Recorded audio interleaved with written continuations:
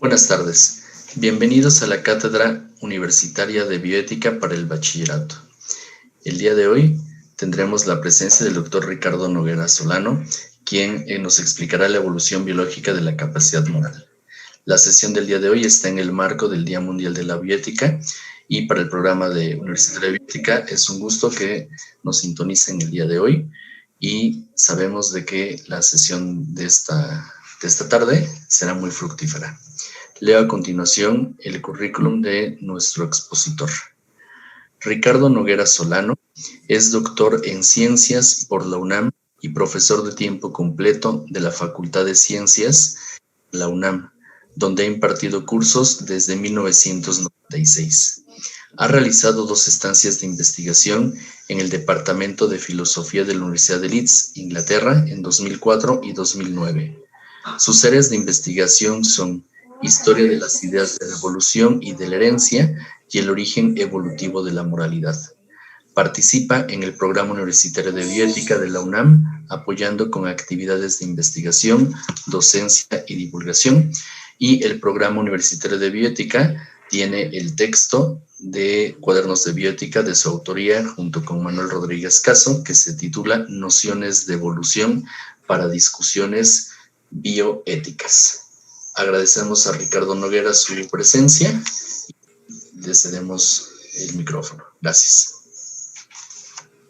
Bueno, muchas gracias, Ángel, por la invitación.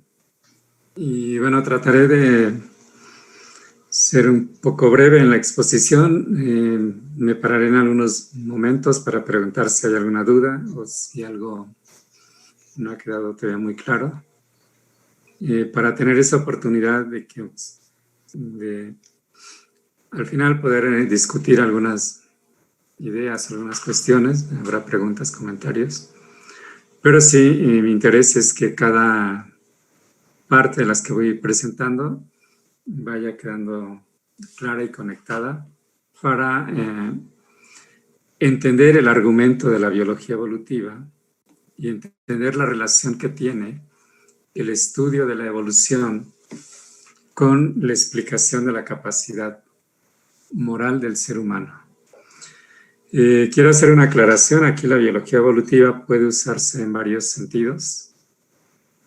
En algún momento y durante el siglo XIX y el siglo XX, el pensamiento evolutivo se utilizó para explicar el comportamiento del ser humano en términos morales, en términos éticos, pero fundamentando principalmente esas acciones como buenas o malas, justificándolas desde la biología y desde la biología evolutiva.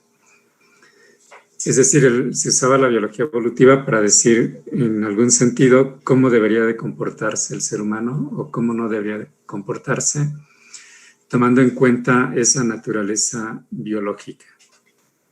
El siglo XX fue todavía mucho más enfática en esta cuestión y llegó a decirse, a expresarse desde la biología evolutiva, desde algunos autores, a considerar que había genes que regulaban nuestro comportamiento, nuestro egoísmo, nuestra empatía, nuestro altruismo, etc. Dando fundamentaciones mucho más genéticas. Y a esto se le conoce como un determinismo biológico, un determinismo genético. No va a ser en ese sentido la charla que yo voy a dar. Incluso muchos autores, filósofos y humanistas, se muestran un poco escépticos ante lo que pueda aportar la biología evolutiva, digamos por ese enfoque que en el siglo XIX y XX siguió el curso de la historia. Hay otro ámbito de discusión desde la biología evolutiva, que es otra área en la que se discute si los valores morales del ser humano son universales, si tienen alguna justificación naturalista o no. Esa parte tampoco la voy a discutir. No vamos a discutir qué son los valores morales, ni qué es la ética en términos de cultura, en términos de construcciones sociales. Que también la biología ha dicho muchas cosas sobre esto, pero no es exactamente lo que vamos a discutir aquí. Y más bien me voy a centrar en una tercera parte de aportes de la biología evolutiva, que es de una naturaleza descriptiva. Es decir, yo voy a hablar de cómo explica o cómo se explica desde la biología evolutiva el origen de la capacidad moral del ser humano. Entonces aquí hay una diferencia fundamental. Voy a hablar de la capacidad del ser humano y no tanto de sus valores morales o sus creencias éticas, ¿sí? Entonces, ¿y por qué considero que es importante hablar de la capacidad moral como un producto de la evolución? Bueno, para eso voy a dejar claro 4 ideas que desde mi punto de vista están conectadas a esta explicación del origen evolutivo de la capacidad moral y que deberíamos de pensarlas si aceptamos que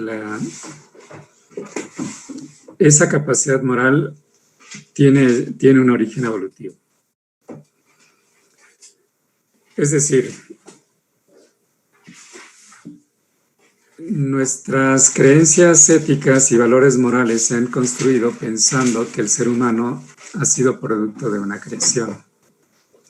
Sin embargo, si quitamos esa idea y pensamos, primero, que la evolución es un hecho.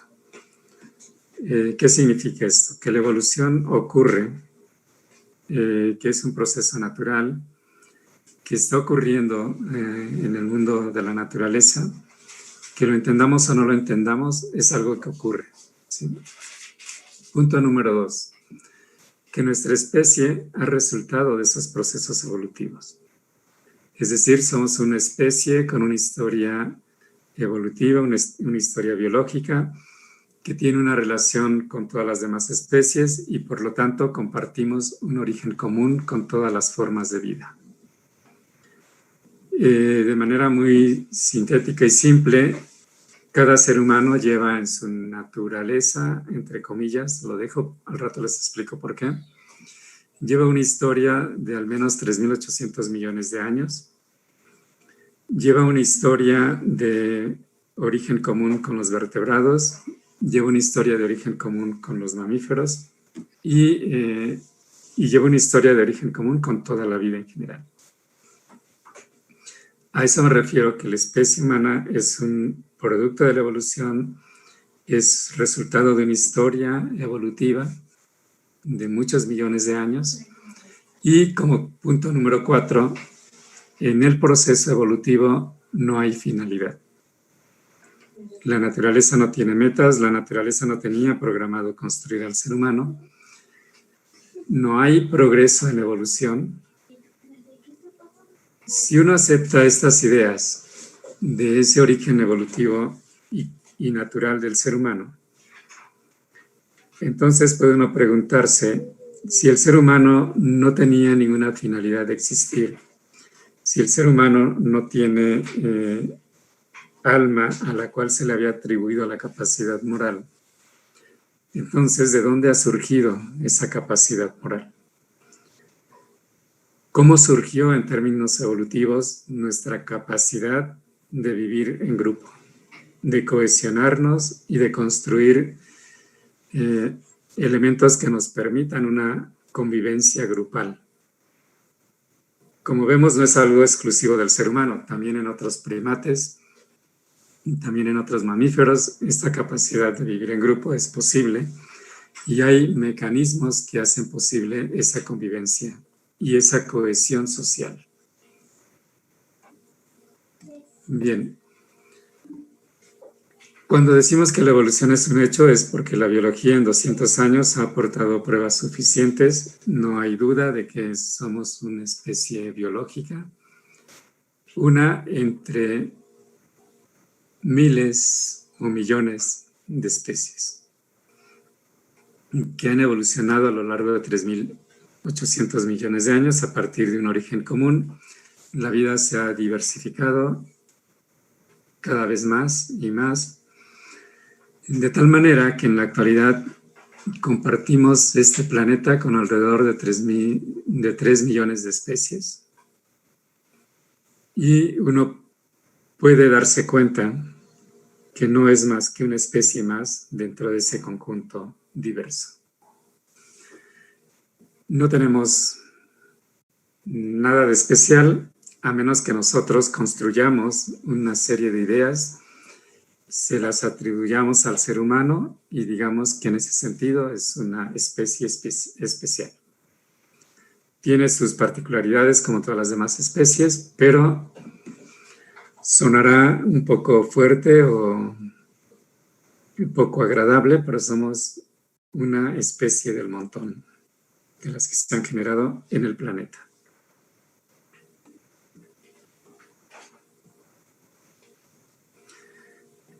Bien, si asumimos que somos entonces productos de la evolución, tenemos que reconocer que somos primates sociales y que la capacidad moral tiene bases biológicas. Recuerden, la capacidad moral.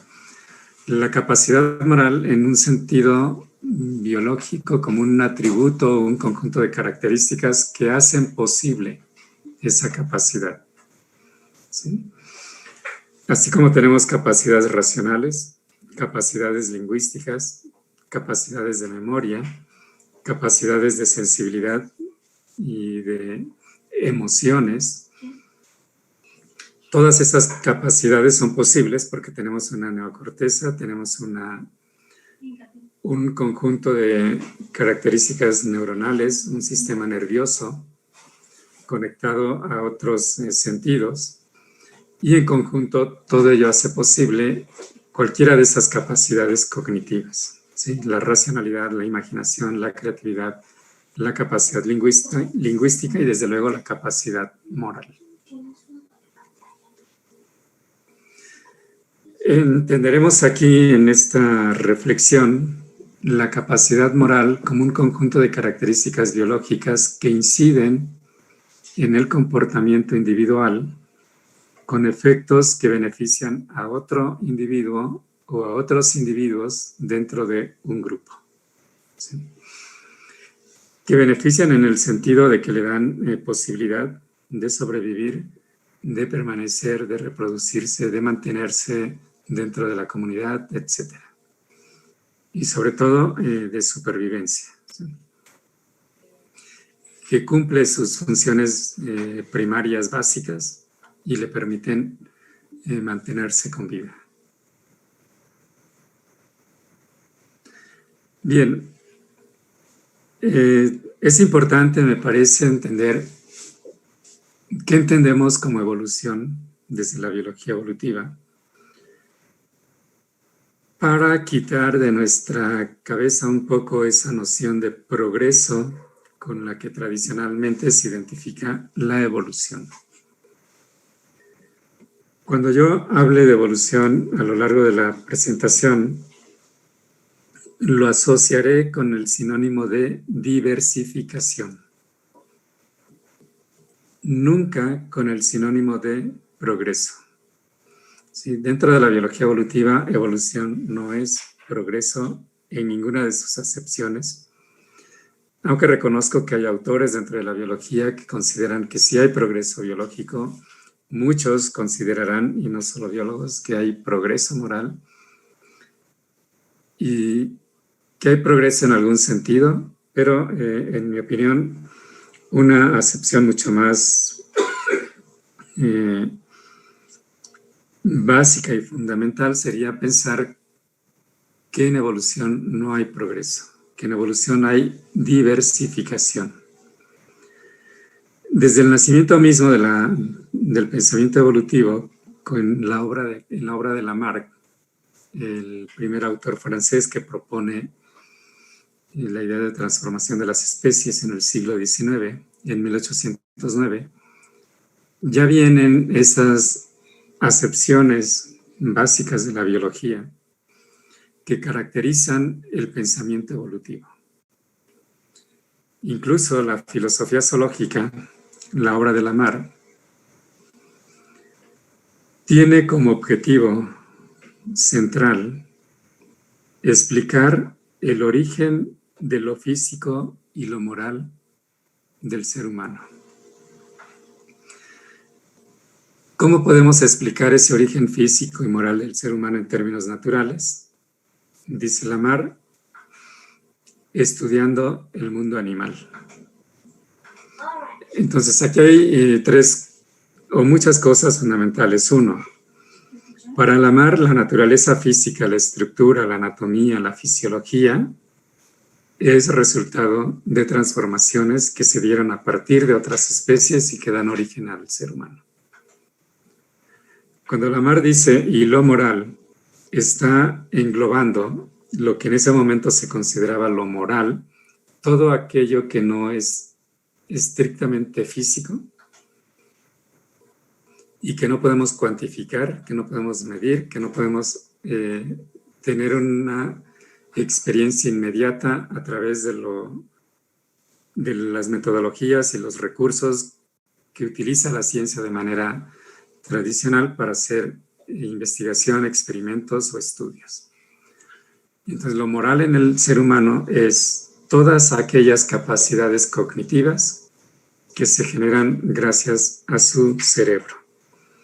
Memoria, imaginación, capacidad lingüística, sentimientos y desde luego lo moral, tal y como lo entendemos actualmente, o como diría Lamarck en su momento, esa facultad del ser humano que le posibilita hacer juicios sobre lo bueno y lo malo y tomar decisiones sobre esos juicios.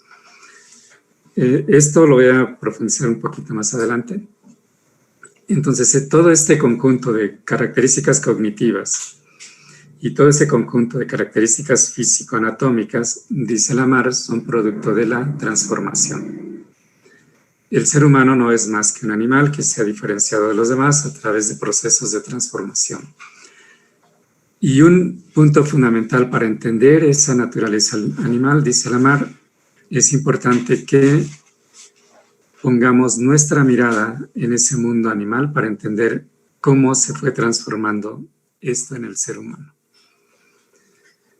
Lamarck incluía el estudio en vertebrados, en mamíferos, en primates, pero también en invertebrados, en todo el panorama general para entender cómo surgió el ser humano y todas sus características. Todo esto explicado desde un punto de vista de causas naturales, de procesos naturales, sin apelar a ninguna idea metafísica que pudiera estar atrás del fenómeno humano o del fenómeno moral. Incluso llega a cuestionarse Lamarck y a preguntarse y a creer incluso que la creencia en que hay un alma distinta al cuerpo es una ilusión, es algo que no se sostiene, porque piensa que todo lo que el cerebro produce puede explicarse en términos de química, de física, de historia natural.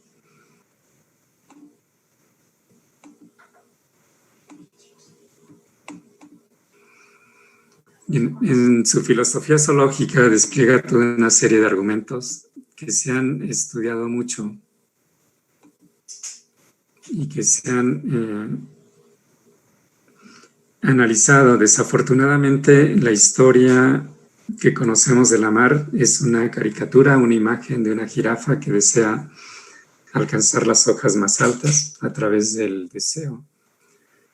Y que me parece que no es la manera en la que deberíamos de recordar a Lamarck, sino más bien esa profundidad que tiene su pensamiento evolutivo, esos motivos que tiene para estudiar el mundo animal. Y hay unos párrafos en la obra de Lamarck, en la filosofía zoológica, que desde mi punto de vista son el corazón del pensamiento evolutivo. La idea que desbarata las viejas creencias sobre la naturaleza inmutable, fija, que no cambia nunca, que ha sido creada, y que parte de la noción de especie que se mantenía en las viejas tradiciones de la historia natural, como una especie que representa un concepto de un objeto real, de una clase natural que está ahí en el mundo. Bueno, la idea de la Mara es que la naturaleza no ha creado géneros, ni especies, ni variedades, ni razas. Ninguna de las categorías taxonómicas que utilizamos para organizar a la naturaleza. La naturaleza solo ha generado individuos que se suceden los unos a los otros y que se asemejan a los que los han producido. Les pido que hagan el ejercicio, piensen en su generación, en nuestra generación. Y nuestra generación es distinta a la generación de nuestros padres. ¿Por qué? Porque hay diferencias al momento de la reproducción y siempre las va a haber. Es una regularidad natural. La generación de nuestros padres a su vez es distinta a la generación de los abuelos y la generación distinta a las de los bisabuelos.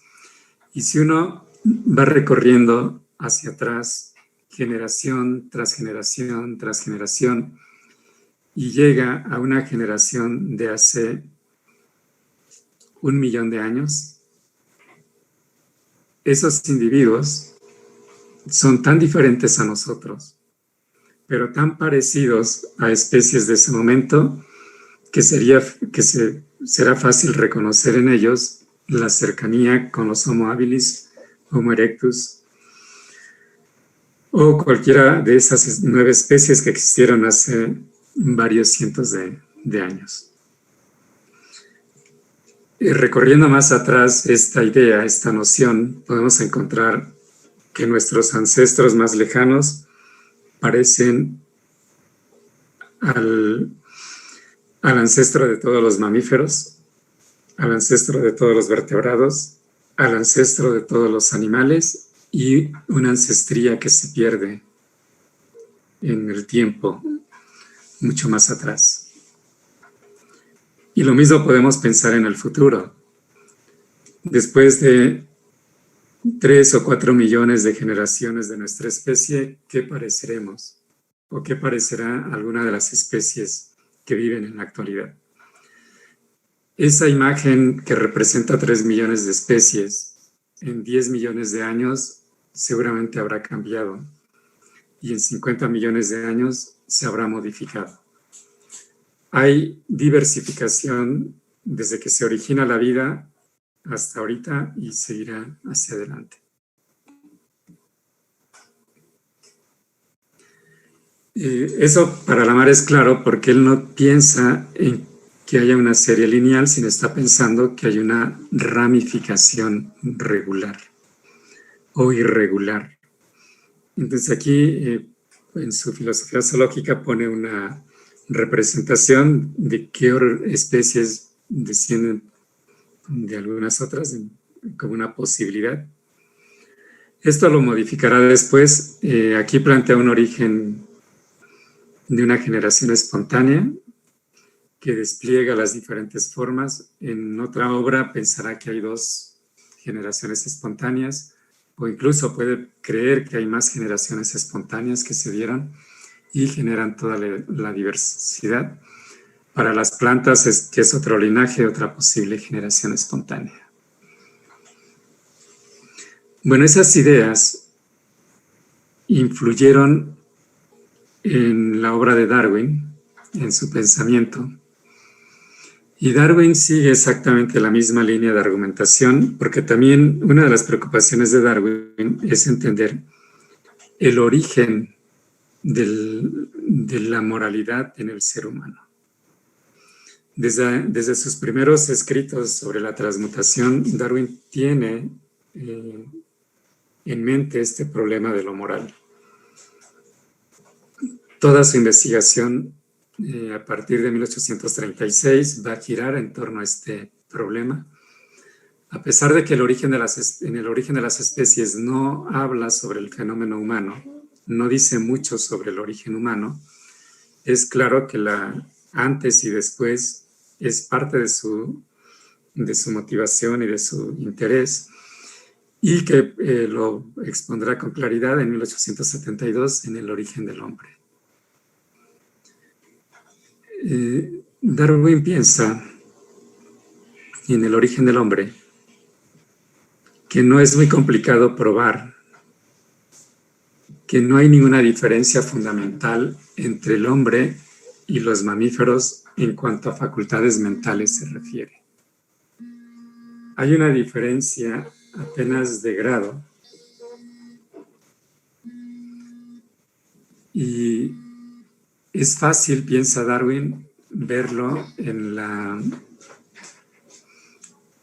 naturaleza a través de una cantidad impresionante de pruebas que presenta en el libro del origen del hombre, desde pruebas anatómicas, pruebas de biogeografía, pruebas paleontológicas, pruebas de embriología, todas convergiendo a este punto medular que Darwin piensa de esa continuidad de lo animal al ser humano.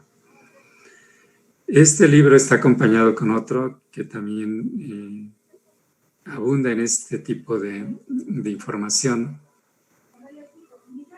Bueno, esta es la portada y los temas que Darwin desarrolla. Las pruebas de que el hombre desciende de una forma inferior, las facultades mentales que surgen a partir de los animales inferiores. Todo el libro está construido para dar argumentos a favor de esta continuidad, de demostrar que el ser humano comparte el origen común con otras especies. El otro libro es el de las expresiones de las emociones en los animales y el hombre, también con una serie muy larga de argumentos, de descripciones de cuáles son esas emociones primarias. Incluso el libro está acompañado con las primeras fotografías que se hicieron ya usando la cámara fotográfica, en el que plasma esas emociones y argumenta que todas estas emociones de alegría, de miedo, de tranquilidad, de temor, son compartidas con las demás especies. Las demás especies tienen estas mismas emociones, las emociones primarias.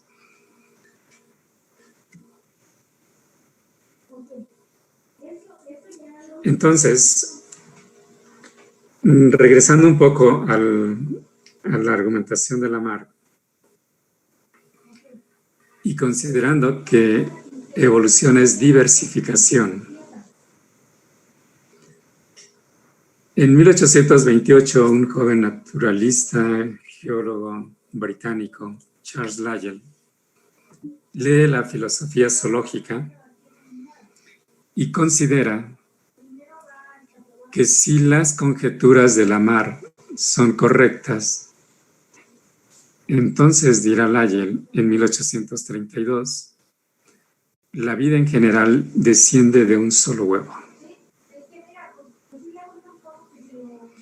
Si las conjeturas de Lamarck son correctas, entonces el ser humano es pariente del orangután.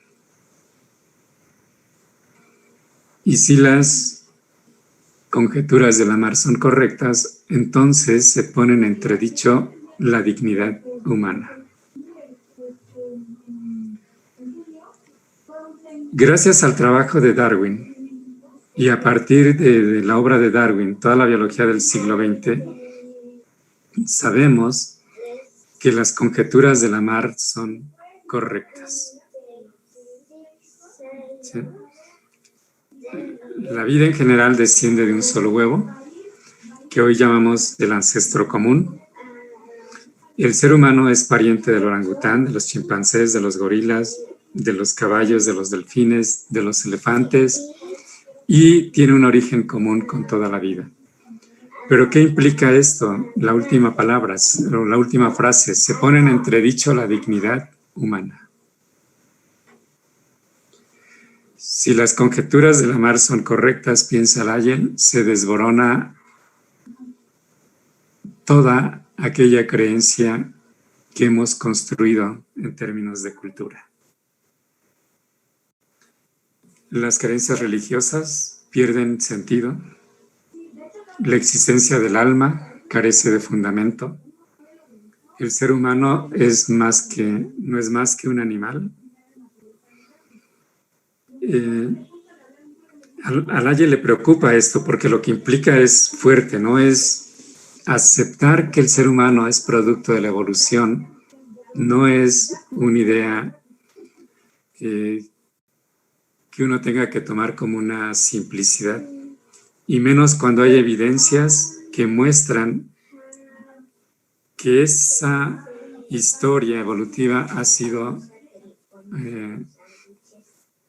digamos, real, que es un hecho. Tendríamos, dice Lyell, después de que se desborona todo, tendríamos que reconstruir muchas cosas en términos culturales. Por eso, visto desde la biología evolutiva, y como ya yo señalaba al principio, una discusión que a veces se tiene dentro de la ética, la bioética, la moralidad y la filosofía, es que si moral y ética son iguales o son diferentes. Vistos desde la perspectiva evolutiva, esa discusión es una discusión cultural que para un biólogo evolutivo no sería más que una discusión cultural en torno a los valores, a las creencias, y de alguna manera ética y moral sería básicamente lo mismo, una discusión que se da dentro de lo cultural, lejana y muy lejos de lo que llamamos la capacidad moral. Y que es válido discutirlo, es válido pensar en esas diferencias porque hemos construido un mundo cultural muy fuerte, muy consistente, pero entendiendo el fenómeno de la moralidad desde la biología evolutiva, es obvio que tenemos que cambiar muchas de nuestras creencias sobre la ética y sobre la moral. Porque muchas de las creencias morales y muchas de las reflexiones éticas se han construido pensando que el ser humano es un producto de la creación, pensando que el ser humano tiene alma. Y si uno piensa lo contrario, si uno piensa que el ser humano es producto de la evolución, que el ser humano tiene un cerebro con capacidades cognitivas, que todo eso puede explicarse en términos de causalidades naturales, entonces parece obvio que hay que reformular nuestras creencias sobre el fenómeno de la moral y sobre el fenómeno de la ética. Que hay que replantear y reflexionar sobre esos valores que hemos establecido como buenos o malos, sobre esas ideas que hemos dicho de qué es lo bueno, qué es lo malo, si el ser humano es bueno por naturaleza, si es malo por naturaleza, si tiene una capacidad innata o no la tiene, si se puede incidir o no en el desarrollo de esa moralidad. Como capacidad, lo he dicho desde el principio, es producto de la evolución. El que se desarrolle en términos humanos, es decir, el que un ser humano pueda desarrollar su capacidad moral o lingüística o racional es otro punto. Y eso queda sujeto a parte de la historia cultural o social en la que se desenvuelve. Lo otro, digamos, es como una condición que se da, que evoluciona, que se diversifica dentro del mundo de los mamíferos, dentro del mundo de los primates, y si la desarrollamos o no. Porque hay una creencia generalizada, creer que algo que nos define como humanos es la racionalidad. Pero hemos visto que también hay racionalidad en otros animales. Y después dijimos que lo que nos define como humanos es la capacidad moral, pero también esa capacidad está en otros animales. Entonces, lo que ocurre desde mi punto de vista es que cada vez que la ciencia muestra que no hay muchas diferencias entre lo humano y lo animal, rescatamos nuestra dignidad como veía Lyell que había que hacerlo porque de otra manera sentirnos animales en el sentido pleno y frío de la palabra nos asusta un poco, y menos cuando decimos que no hay ningún sentido o finalidad en la vida. Es un doble susto. Bien, hasta aquí me gustaría preguntar si hay alguna pregunta, alguna duda, algo que queramos aclarar. Sí, gracias, doctor Noguera. Tenemos algunas preguntas. Ibalú Turnes comenta, pero luego el mismo Darwin habló de que, entre comillas, especie es una categoría borrosa y caprichosa que solo la usamos para simplificar. ¿Qué opina al respecto? Sí. Sí, efectivamente es una frase que Darwin está usando y que Lamarck la dice en su libro de la filosofía zoológica. Las categorías taxonómicas son construcciones que nos permiten organizar esa diversidad de la vida. Son palabras, ideas arbitrarias que se construyen con elementos arbitrarios. En el mundo real las especies no existen. Tanto Darwin como Lamarck llegarán a decir en algún momento en sus respectivas obras, en la filosofía zoológica y en el origen de las especies, que cuando mucho la especie tiene una existencia relativa. Un periodo de tiempo, se calcula que 3 millones de años más o menos es el tiempo de una especie, pero es una existencia relativa. Ahora, muchos autores piensan que Darwin no rechaza la idea de que la especie exista, y muchos biólogos y naturalistas, entre ellos Wallace, y biólogos como Duchamp, como Mayr, como Simpson, como Huxley, Stevens, biólogos contemporáneos, Futuyma, Francisco Ayala. Incluso Mayr dice que las especies sí existen, que las razas sí existen, que las variedades sí existen. Incluso Mayr dice que aquellos que niegan la existencia de las razas o de las especies son ignorantes de la biología. Sin embargo, cualquier biólogo sabe que no hay un solo concepto de especie, que hay alrededor de 20, 30 conceptos. Incluso algunos son contradictorios, incluso algunos son muy limitados. ¿Por qué? Porque estamos queriendo forzar siempre a esa existencia real de las especies. No queremos aceptar que es una construcción artificial que ligamos y conectamos con un conjunto de individuos que tienen características similares, ya sea que se reproduzcan entre sí o que no se reproduzcan entre sí, pero que tienen esa existencia real y que tienen una conexión que es la reproducción generación tras generación. Lo que Lamarck decía de organismos que se reproducen y dejan organismos similares, Darwin lo reforzará con una idea que será el nombre que le pondrá a su teoría evolutiva: la descendencia con modificación.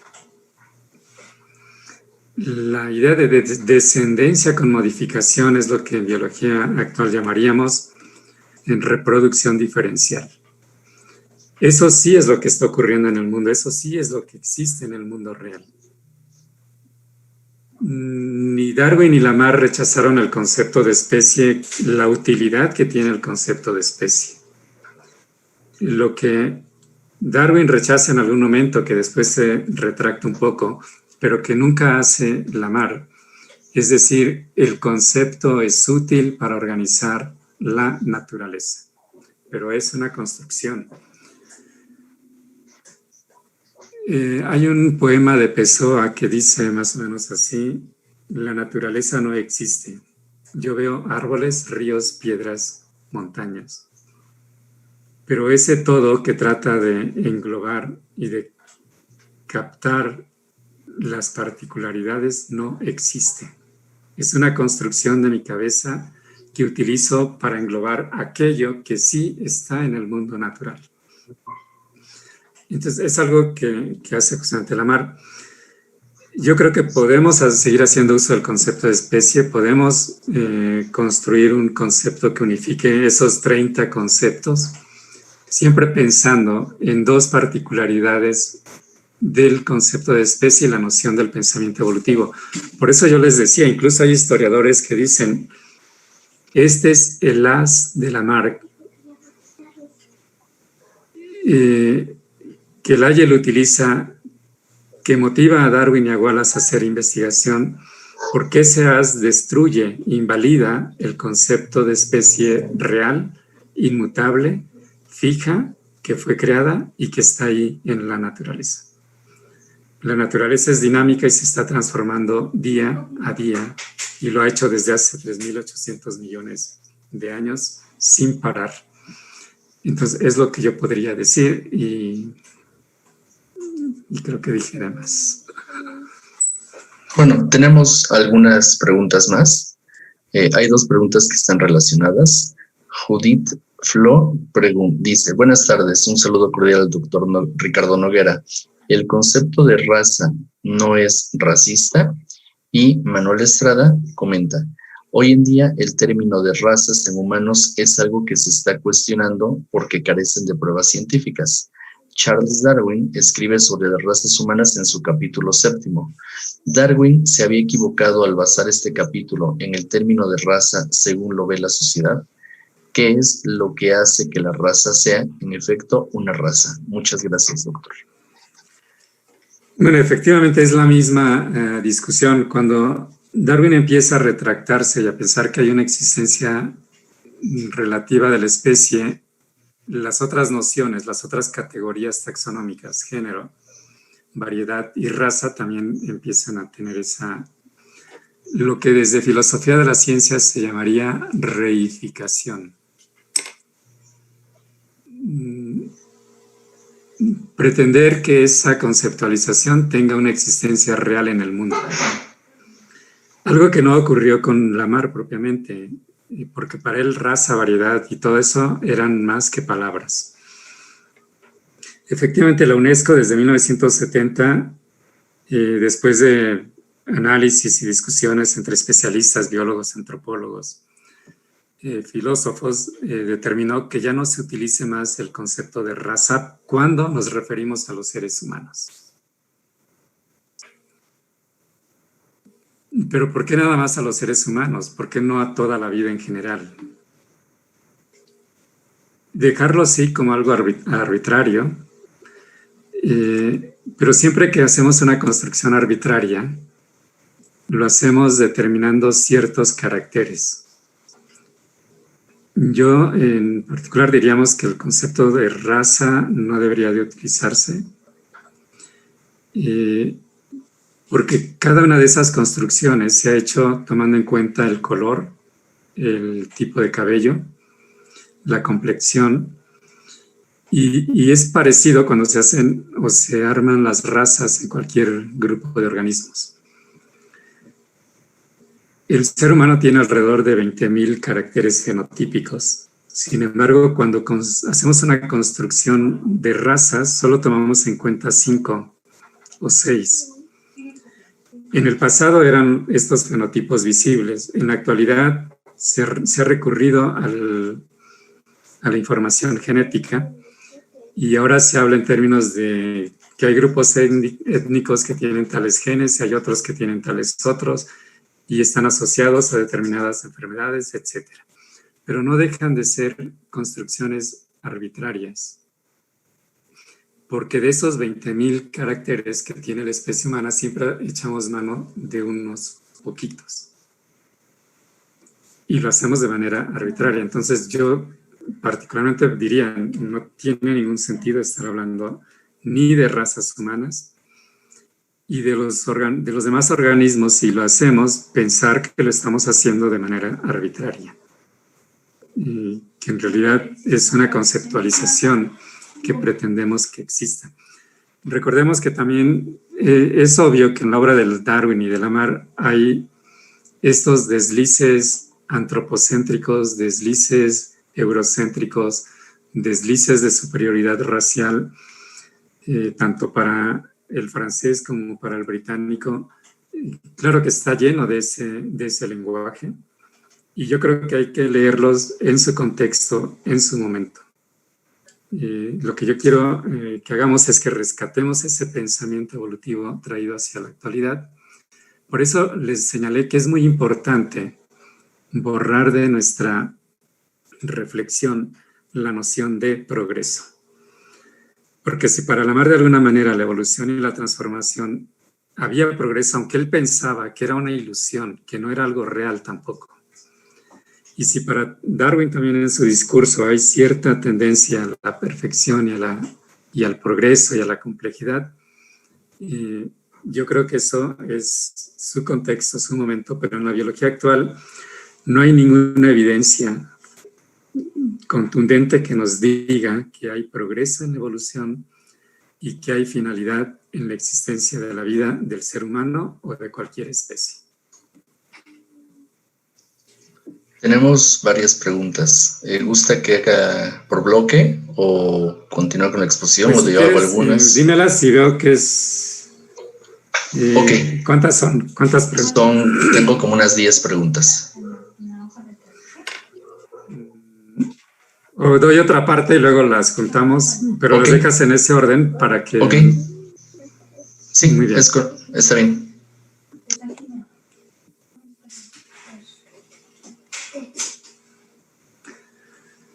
Bien, cualquier representación del ser humano, de su naturaleza, no deja de ser una construcción cultural. Lo que la biología nos dice, cruzando información de todas las áreas de la biología contemporánea, nos dice que somos opistocontes, organismos eucarióticos con células, y que en alguna etapa de nuestra vida tenemos células flaqueladas, como ocurre con nuestro espermatozoide.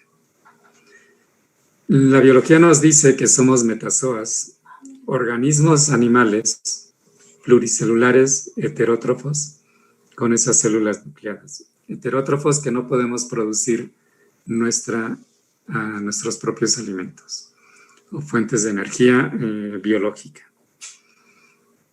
Somos vertebrados, tenemos un esqueleto interno con columna vertebral. Somos mamíferos, vivíparos con glándulas mamarias y tenemos neocorteza como todos los demás mamíferos. Somos primates con las mamas en posición pectoral enfrente, ojos en posición anterior, de frente también, con el pulgar oponible, con los demás dedos, también los primates lo pueden hacer. Y tenemos 3 o 4% más de neocorteza con respecto a otros mamíferos, ¿sí? Como primate. Pertenecemos a una clasificación que hemos designado como Homos, en la cual se han incluido otras 9 especies que han existido a lo largo de la historia de la vida. Probablemente más, no lo sabemos, no tenemos claridad de exactamente cuántas especies de Homo ha habido sobre el planeta. Somos bípedos. Ese dedo pulgar oponible que compartimos con los demás mamíferos, la diferencia es que nosotros podemos posarlo en algún otro punto de la mano, algo que no pueden hacer los demás primates. Y como parte del género Homo, tenemos 3 o 4% más de extensión de la neocorteza, más que los demás primates. Biológicamente somos eso. Lo llevamos desde que nacemos hasta que nos morimos y está con nosotros todos los días. Nunca nos conceptualizamos como opistocontes, como metazoas, como vertebrados, como mamíferos, como primates, como animales. Nos espanta, y desde la filosofía y desde las creencias religiosas, desde la teología, etcétera, siempre se ha marcado esa distancia. Incluso en autores con pensamiento evolutivo siempre se ha tratado de encontrar la diferencia fundamental y grandiosa y profunda entre el animal humano y los demás animales, entre el que tiene dignidad, como dice Kant, y a los que se les puede poner precio. Pero incluso, como sabemos, al ser humano también se le pone precio o se le llega al precio. Entonces, biológicamente somos animales.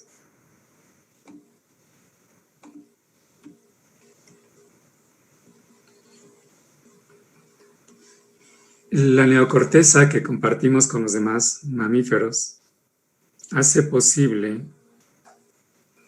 la posibilidad del fenómeno de la moralidad.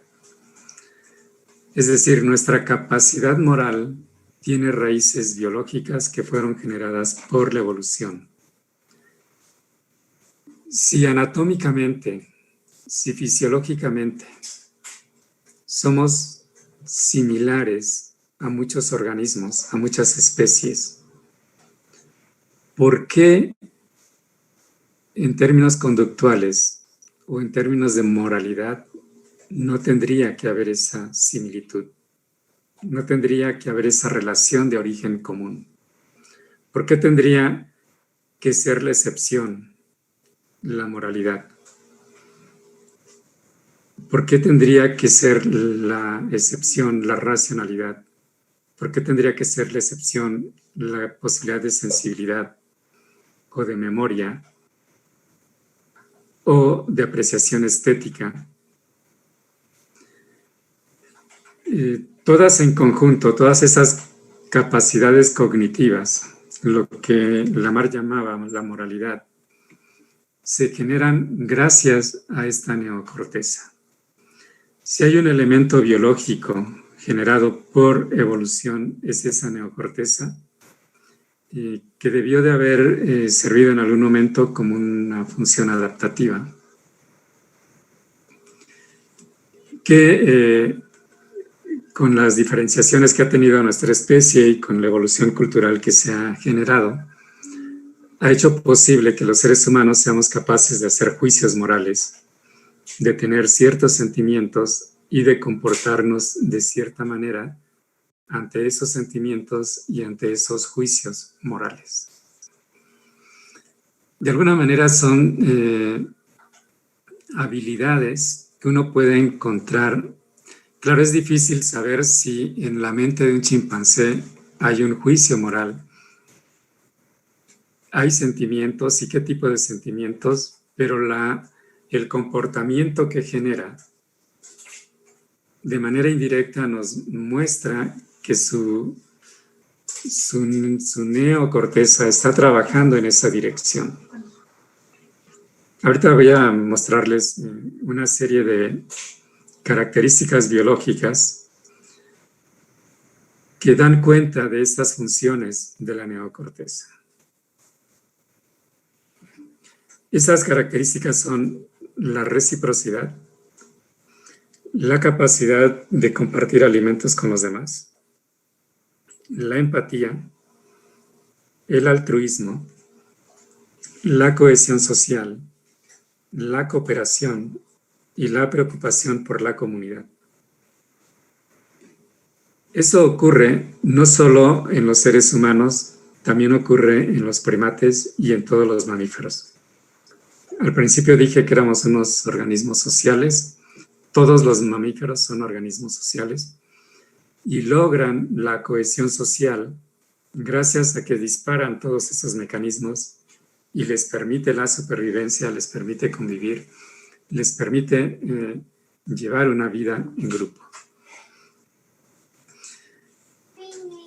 Cuando uno lleva términos humanos al mundo animal, los filósofos nos reprenden y nos dicen que uno está humanizando a los animales, humanizando a los mamíferos.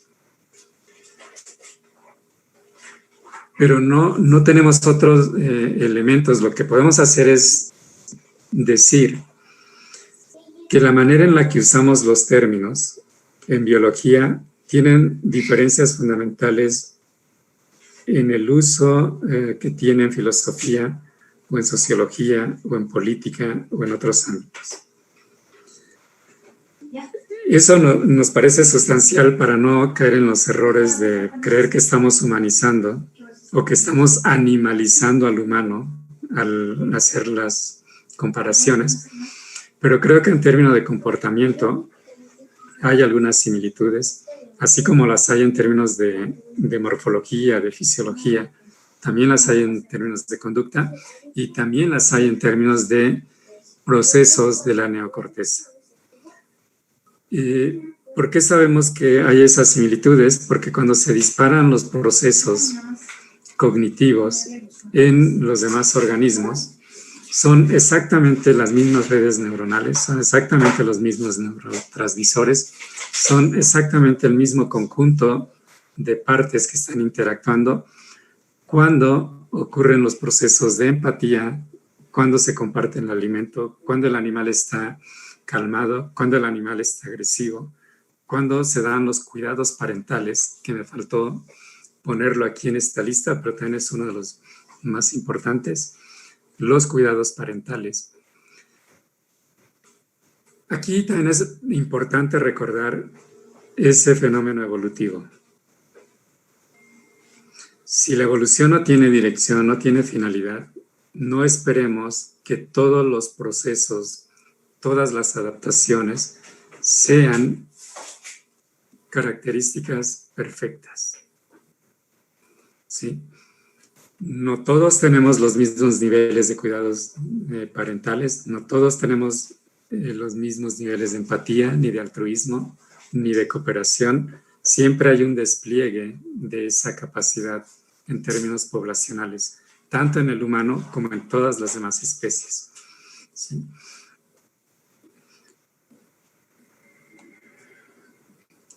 Es decir, no hay perfección, no hay diseño perfecto. Ahora hay una hipótesis para explicar un poco no solo la selección natural, la variación y todas las ideas que han surgido dentro de la biología explican parte de esta diversificación. Hay una hipótesis que es la hipótesis social del cerebro de Dunbar, que plantea que también hay un elemento muy fundamental en el desarrollo de la capacidad moral del ser humano y de cómo se potenció ese conjunto de características que se deben al número de individuos que hay dentro de una población. Es decir, la especie humana, gracias a su capacidad de supervivencia, ha aumentado los grupos y eso ha sido también un componente fundamental en una mayor extensión en la neocorteza que favorece y potencia todas esas características que les mencioné atrás, los cuidados parentales, la capacidad de compartir alimento, la capacidad de organizarse, de cohesionarse grupalmente.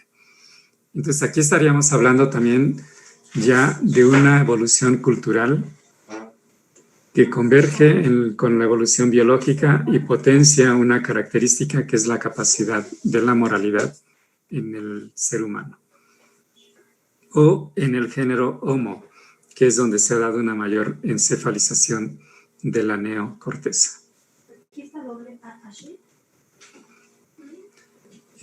Todo lo que aparece abajo de las ligas son de las fuentes de las imágenes. Las puse por si esto alguien lo guarda, lo toma o toma pantallazo para que tengan la fuente y no vaya a haber líos de derechos de autor y esas cosas que nos exige ahora el mundo moderno a través de pláticas virtuales. Entonces puse la partecita que aparece abajo es la fuente de donde he tomado las imágenes, ¿sí? Todas las imágenes. Lo escrito, lo que pongo en palabras, en redacción, en párrafos, eso en general es mío a través de la lectura de los autores que he estado citando o mencionando. Bueno, entonces, pensando que en la moralidad converge la evolución biológica y la evolución cultural, la empatía y la moralidad serían subproductos de la expansión de la neocorteza cerebral Y la función de tales capacidades es facilitar la cooperación entre individuos, aumentando su cohesión social, lo que le permite una mejor supervivencia, tanto para organizarse y cazar, conseguir alimentos, como para protegerse. En el mundo animal y en el mundo humano ha sido una función fundamental. Bueno, esto simplemente para que vean que hay pruebas contundentes de que la neocorteza está ahí, no es nada inventado ni algo creado. Humanos, chimpancés, mandriles y así, jirafas, en final todos los mamíferos. La diferencia sustancial es en la última capa, que es de mayor extensión en los primates y mayor en el ser humano. La arquitectura que tiene la neocorteza es exactamente la misma, 6 capas, y los procesos de neurogénesis son exactamente el mismo patrón básico de desarrollo del cerebro. Los componentes neurotransmisores igual. La serotonina, que funciona para el humano, funciona para todos, tiene los mismos efectos relacionados con el hambre, la alegría. E incluso la serotonina ha funcionado como un elemento fundamental en estos procesos de cohesión social.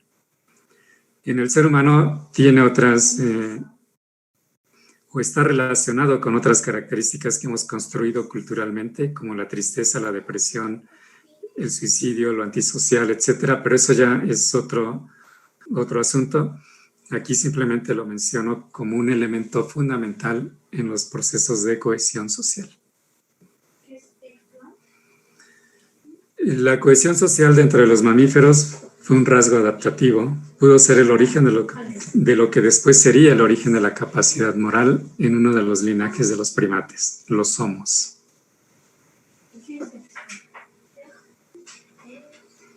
Actualmente sabemos que el reconocer emociones de otros no es una capacidad exclusiva de los seres humanos. Hay mucha evidencia ya, aquí se me fue una S, siempre hay mutaciones y variación.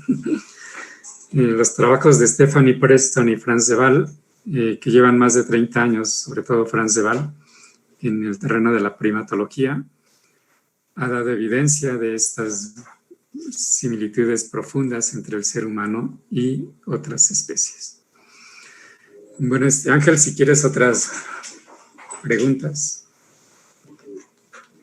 Vamos bien de tiempo, ¿verdad? Sí, vamos bien de tiempo y con base a cómo fueron llegando las preguntas anteriores, tenemos el siguiente comentario. Nubia DS dice, esa racionalidad que nos distingue de las demás especies, ¿cómo surge? Y continúa, los procesos evolutivos pueden acelerarse por los cambios climáticos. Y si fuera así, ¿qué dominios se verían afectados y cuáles probablemente tendrían éxito? Eso pregunta Nubia DS. ¿Continúo con las preguntas o...? Sí, si quieres anota. Ok. Linda Holguín dice, doctor, ojalá pudiera hablarnos del término, entre comillas, adaptación en su concepción progresiva, puesto que desde esta perspectiva no significa una mejora en los organismos. Marta Eugenia comenta, doctor Noguera, el ser ético del ser humano también se marca muy bien en la moral religiosa. No veo por qué este rompimiento desde la evolución. La religión cristiana católica está de acuerdo con el postulado de la evolución. Miriam Alquicira, hago 2 preguntas más para a lo mejor ir contestando. Miriam Alquicira dice, ¿hay algunas diferencias entre ser racional y ser inteligente? Opino que el ser humano es racional y el animal es ser inteligente, ¿o estoy equivocada? Bien, puras preguntas difíciles. Mencioné que la racionalidad es una característica que tiene un origen biológico también. Y la moralidad y todas estas. Voy a usar una analogía con la capacidad lingüística, que es mucho más sencilla de apreciar. Un punto importante es reconocer que hay una diferencia entre la capacidad de la moralidad, o la capacidad de la racionalidad, o la capacidad lingüística, de lo que podríamos llamar procesos de racionalidad, habilidades lingüísticas o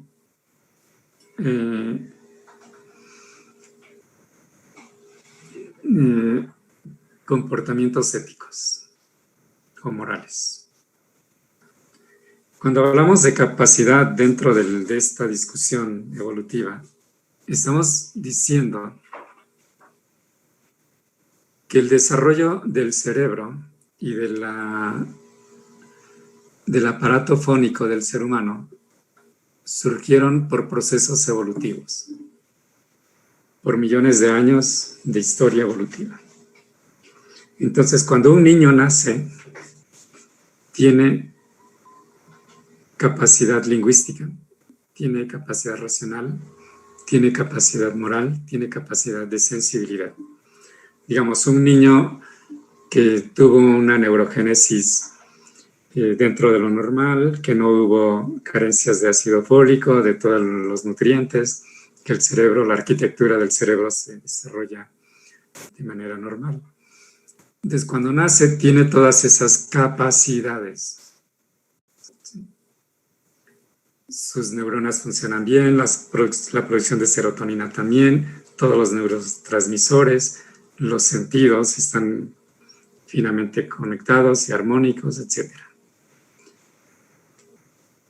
El que se desarrolle su capacidad lingüística es otro asunto, o su capacidad racional o su capacidad moral.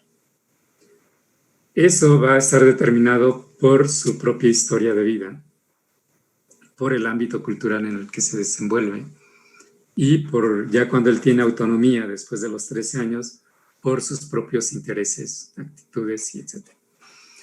Entonces, un niño tiene la capacidad para aprender lenguas, idiomas, y puede aprender uno, su lengua materna, o puede aprender 5, 6 o 7, dependiendo del contexto en el que esté. Un niño tiene la capacidad para ser racional y los procesos educativos van potenciando esa capacidad racional. Los procesos de enseñanza tácitos o formales nos enseñan a ser racionales.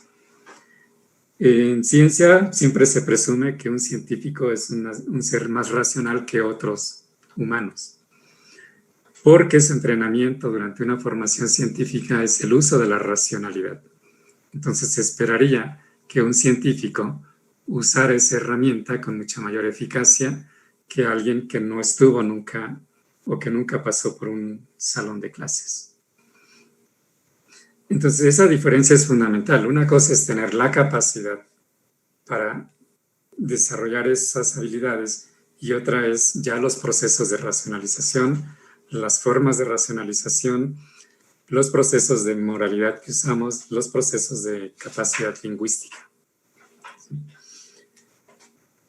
Yo pensaría que todos los mamíferos son inteligentes y consistiría en el uso de esas capacidades cognitivas para resolver problemas, tanto prácticos en la vida cotidiana como problemas mucho más complejos ya en un ámbito académico, artístico o de cualquier ámbito, incluidos los saberes tradicionales que se conservan dentro de una población. Porque eso también recuerden, si yo dije que hay que estudiar para ser racionales, mencioné que hay que tener educación o procesos de formación, no necesariamente en una universidad, también en una población donde se mantienen las tradiciones, los saberes de generación tras generación, que son otras formas, digamos, de entrenamiento de la racionalidad. Entonces, la adaptación tiene su origen en la palabra diseño perfecto, que es una herencia, una mala herencia de la historia natural a la biología, que probablemente ya no deberíamos de usar mucho, pero la conservamos. En algún momento, Richard Lewontin propuso que usáramos proceso, que implica algo que no está acabado, ni definido, ni diseñado de manera perfecta, sino que es algo que está transformándose. Pero efectivamente la adaptación viene de esa herencia y bueno, esperemos que en algún momento se cambie. La moralidad cristiana desde luego también se construye bajo esta perspectiva de la historia. Algunos autores de corte religioso consideran que la compasión y el sentimiento de culpa también son parte de ese proceso evolutivo. Incluso Wilson Sloan tiene un libro que se llama La Catedral Darwinista, donde explica que el sentimiento religioso también surge de este proceso evolutivo y en ese sentido cualquier religión tendría una razón de ser como parte de la diversificación cultural y no tiene sentido estar recriminándole a los que piensan de manera diferente a uno, porque eso sería también una consecuencia de la evolución cultural fuertemente ligada a ese fenómeno de la moralidad. Yo me refería a que el pensamiento evolutivo, cuando nace bajo un marco profundamente materialista.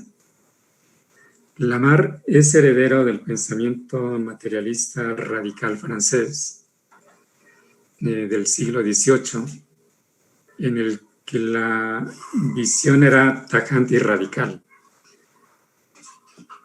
La propuesta materialista la propone un curateo, que tiene como punto de partida: Dios no existe. La naturaleza es causa de sí misma. El cerebro ha creado una idea que llamamos Dios, pero no es más que una idea de nuestro cerebro.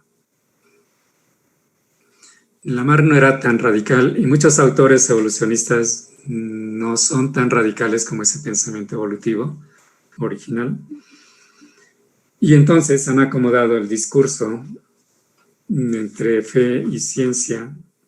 Incluso en algún momento Darwin, cuando le preguntaron si la creencia en Dios era incompatible con la evolución, él dijo no es incompatible. Son dos esferas completamente diferentes. Pero ahí ya es a petición de cada autor de cómo quiera acomodar sus ideas religiosas con las ideas científicas.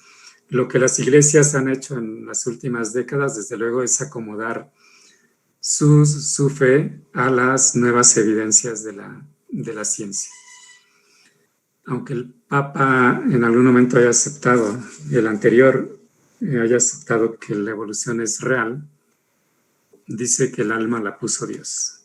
Entonces yo creo que sigue habiendo diferencias entre una explicación netamente evolutiva, basándonos solo en causas naturales, que sería más apegado a un pensamiento materialista, y lo que a veces queremos acomodar para conservar una tradición como ha sido la tradición del pensamiento religioso, y no solo del pensamiento cristiano, sino el Islam, el anglicanismo, la Iglesia ortodoxa rusa, etc.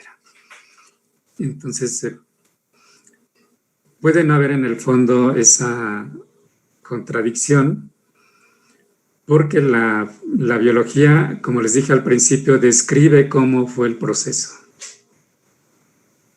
Los porqués más profundos y las respuestas más profundas son respuestas que uno puede dar desde la filosofía, como lo haría yo, o se puede dar desde la teología o desde algún conjunto de creencias particulares. La biología describe cómo fue el proceso.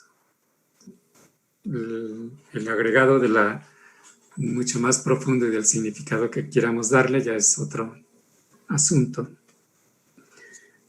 Entonces, creo que ya respondí esas preguntas. Sí, sí, hay unas preguntas más, no sé si gusta que se las haga en este momento.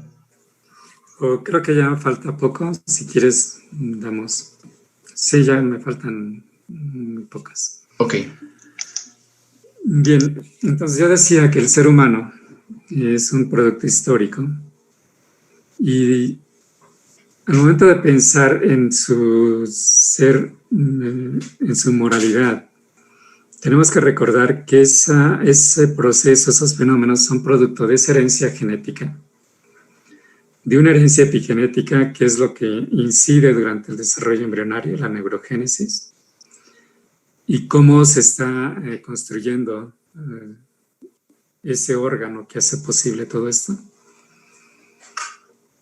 Es producto de una herencia conductual que se da en el seno de la familia, donde se desarrolla el niño, pero también esa herencia tiene una herencia simbólica, que es lo que es el conjunto de valores que enseñamos.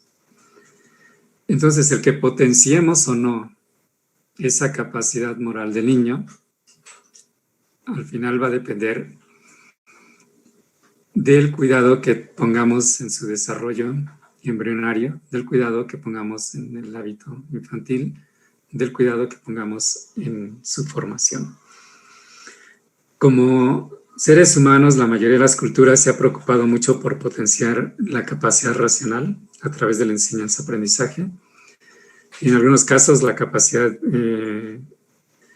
estética, cuando quieren que los hijos sean artistas, la capacidad lingüística, cuando se enseñan muchos idiomas, pero no la capacidad moral del ser humano. Enseñamos valores, enseñamos ideas, pero ese es otro asunto. ¿Sí? Ahorita les voy a decir por qué.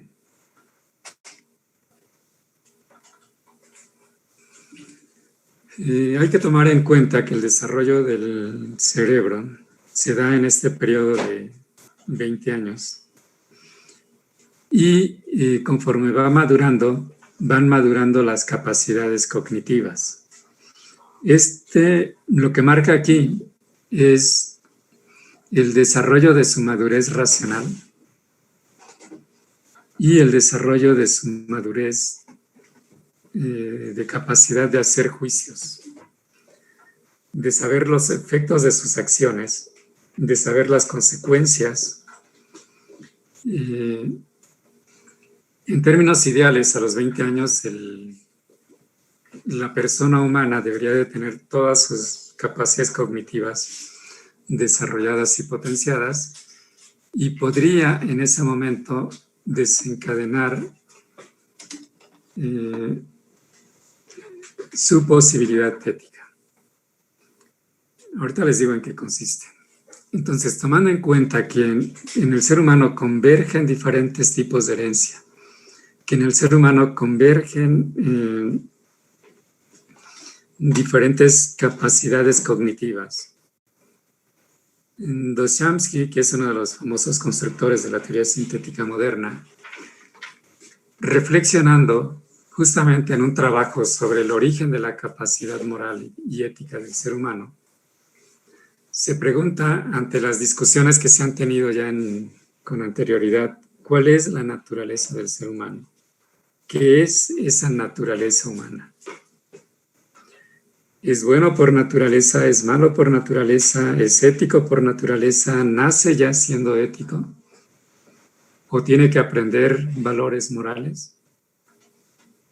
Cuando uno cruza toda esta información de cómo desarrollan las facultades cognitivas, del tiempo que tarda, de todos los eventos que pueden ocurrir, de lo que ocurre a nivel de neurogénesis, de la historia que traemos en términos biológicos.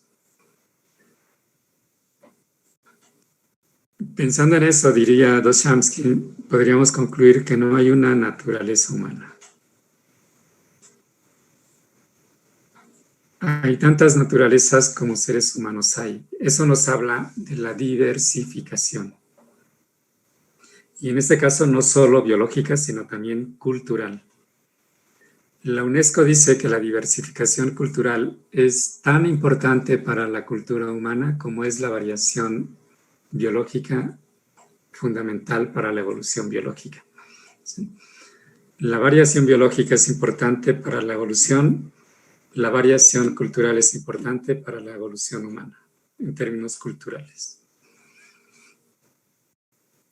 Visto de esta manera y pensando en lo que hemos dicho sobre el pensamiento evolutivo, entonces, tristemente tenemos que aceptar que no hay humanos perfectos, que no hay razas superiores, ni pueblos inferiores, ni grupos humanos inferiores, ni monstruosidades, ni desviaciones, ni irregularidades.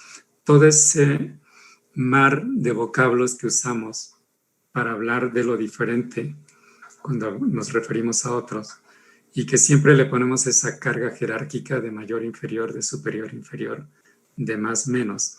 En términos evolutivos, y ya hablando en el terreno cultural del humano, simplemente hay un despliegue de diversidad biológica y un despliegue de diversidad cultural. No hay una naturaleza humana.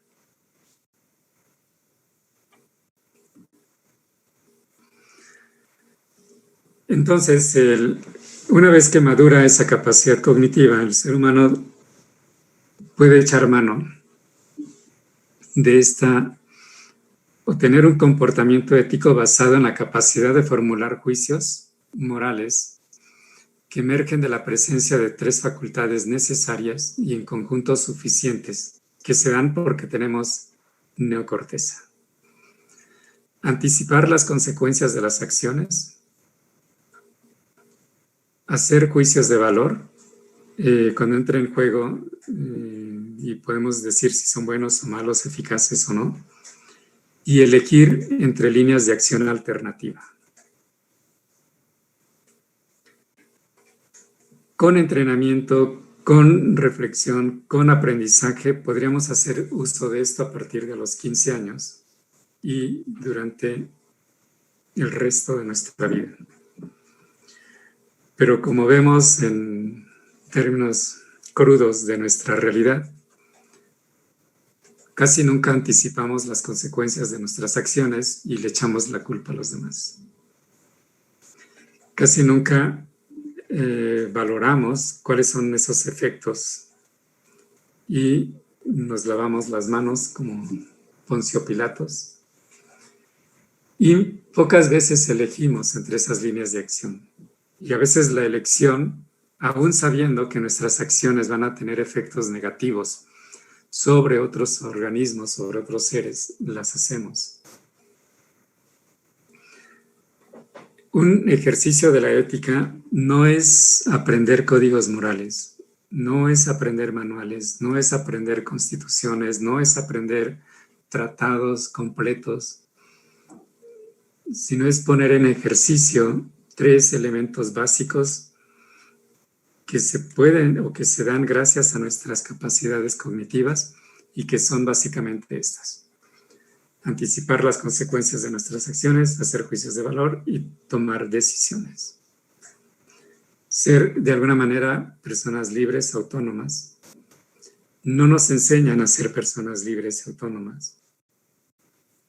Y vivimos, como decía Kant, en una triple infancia, aun cuando tengamos 80 años. La ética, tal y como está planteada, como lo dije hace rato, no alcanza para desplegar esa potencialidad de moralidad del ser humano, porque muchos de nuestros valores morales y éticos, lo dije al principio, fueron elaborados bajo la creencia de que Dios ha creado al ser humano y fueron construidos para regular la vida y para tener una vivencia dentro del fenómeno humano. Platón, Aristóteles, Kant, Hegel, Rousseau, es una ética humana para humanos. Coincido con varios autores que hay que extender este fenómeno de la moralidad a lo que en la actualidad se llama la bioética y que está construida a partir del imperativo bioético, que consiste en respetar por principio a cada ser viviente como un fin en sí mismo y tratarlo, de ser posible, como a un igual. Esto significa extender el círculo de la moralidad. Darwin pensaba que era un asunto de extender el círculo de la compasión, y Peter Singer, uno de los bioticistas actuales, considera que esta herencia darwinista hay que retomarla. A mí no me gusta mucho usar la idea de expansión del círculo de la compasión, porque sigue siendo un valor judio-cristiano que contiene esa noción de que proteger al débil, al que no puede, al que no sabe, al menor, al indefenso, y no promover el respeto de igual a igual, como plantearía el principio bioético.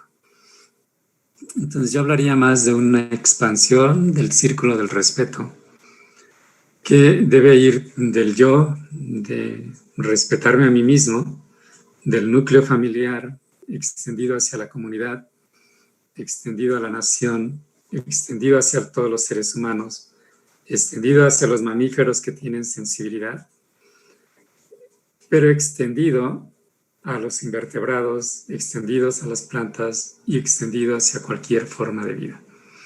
Esta sería una potenciación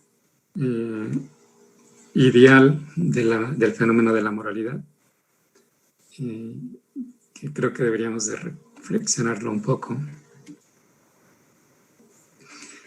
En ese sentido, dado que no hemos potenciado nuestras facultades al parejo y algunas más, otras menos, y no en términos poblacionales, o incluso aún potenciando unas, el fenómeno de la moralidad sigue estando rezagada. Eso lo hizo notar Rousseau en 1760, que las universidades no formaban ciudadanos, las universidades no formaban personas éticas.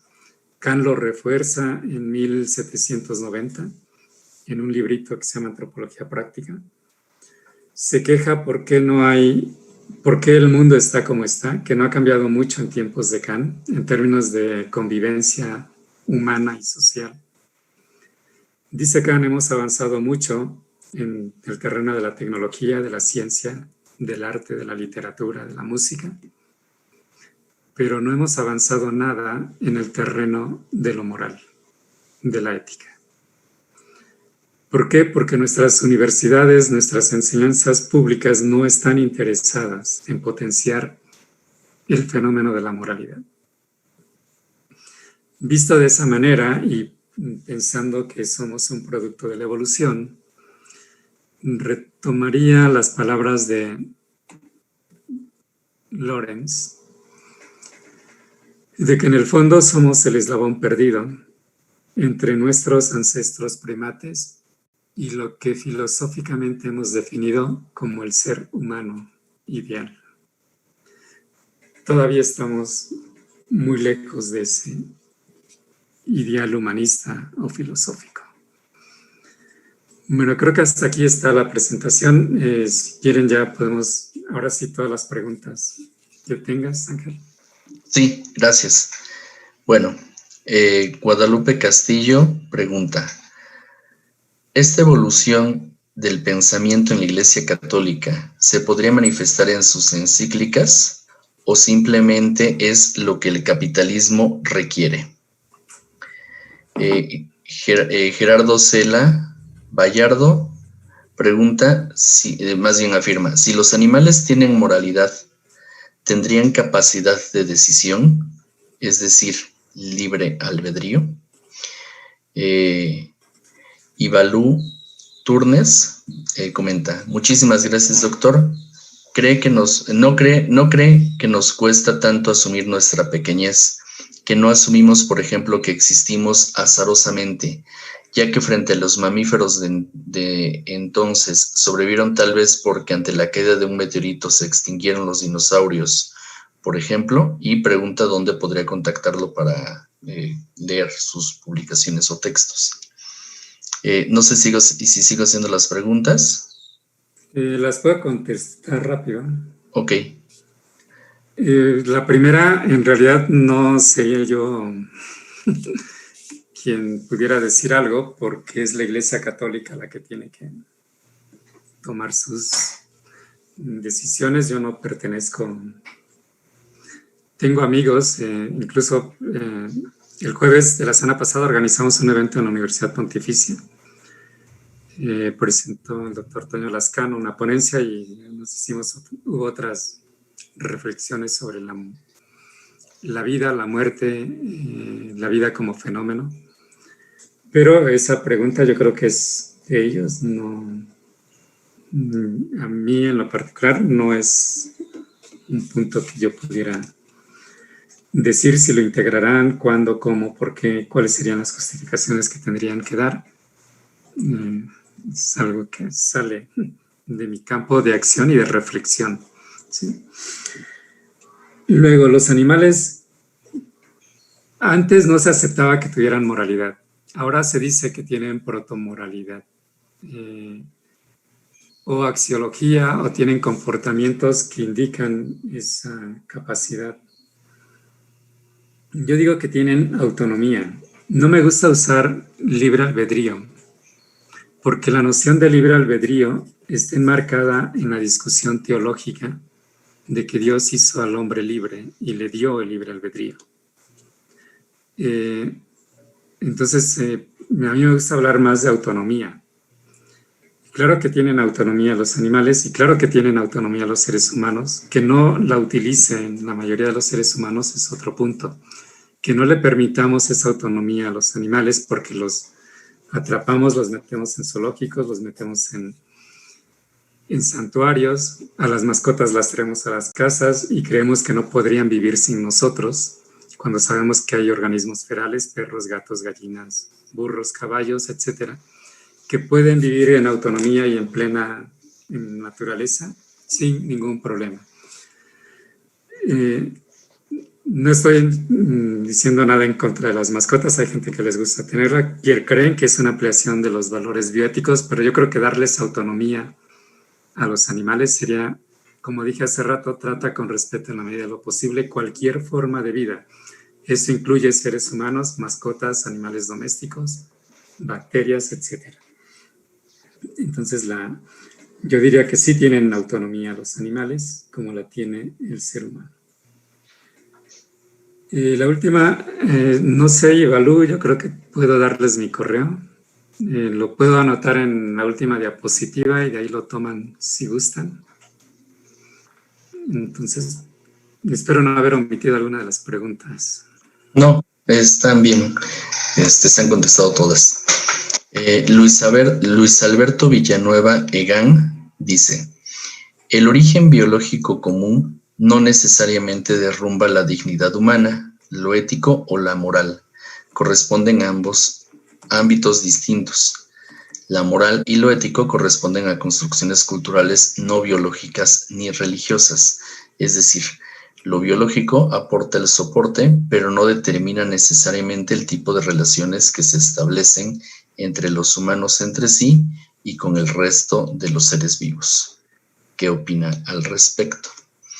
Gerardo Cela Vallardo dice que si puede dar un ejemplo de moralidad en los animales, por favor. Y Paola Z. Borge dice: quisiera aclarar al ponente que la compasión no es un concepto judeocristiano, está presente en el budismo y en las filosofías orientales. No sé si gustas que te diga algunas más o vas contestando con bloque. Bueno, la primera, la dignidad, como todos los conceptos que usamos en filosofía, no es, desde mi punto de vista, un valor absoluto ni universal. Recuerden que la discusión sobre la dignidad, desde la filosofía y de la ética, fue, en primer lugar, algo exclusivo del varón humano. Durante muchos siglos, los niños no eran considerados sujetos para considerarse dignos, o las mujeres, o los negros en 300 años de esclavitud, no eran sujetos a los que se les pudiera atribuir la dignidad. Kant, que es uno de los autores que profundiza más en esta noción de dignidad y del que se basa mucha de la ética y del derecho en la actualidad, la ética secular, lo dice en uno de sus libros: los animales y las cosas tienen precio, el ser humano tiene dignidad. Y entonces tiene que explicar qué es la dignidad, en qué consiste la dignidad. La dignidad, dice Kant, es aquello que te hace ser único e insustituible. Cualquier cosa, cualquier objeto lo podemos sustituir uno por otro, pero esto hace pensar que justamente un negro lo podía sustituir por otro en los tiempos de la esclavitud.